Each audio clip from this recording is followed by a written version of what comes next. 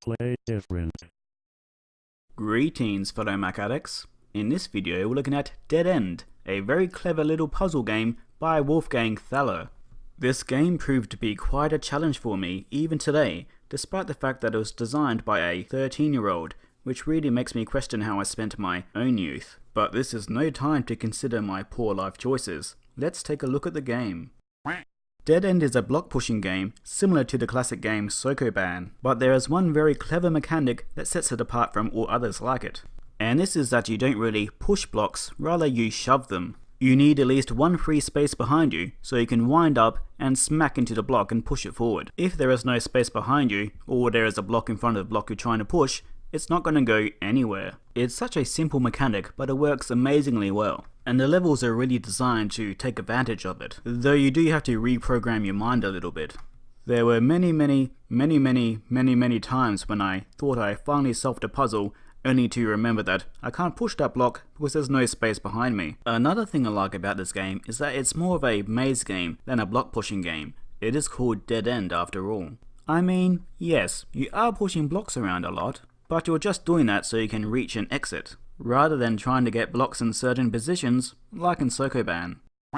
Here you can watch me struggle with a puzzle that's actually quite simple to solve, but I guess I'm even more simple than the puzzle. In the top right corner there, you can see a bunch of blocks that aren't actually used to solve the puzzle. There are some purists who don't like this kind of thing and think it's dead space. I don't agree with this and feel it's an aesthetic choice, and it adds a small sense of space to what is pretty much a completely abstract game. The developer would revisit the concept with DeadEnd 3D, which is exactly what it says on the tin. Most recently, he ported it to Android. DeadEnd adds a new mechanic around midway through the game, where you can push blocks only in the direction of the arrow printed on top of them. You can see that here on what is my favourite level, which I will now solve.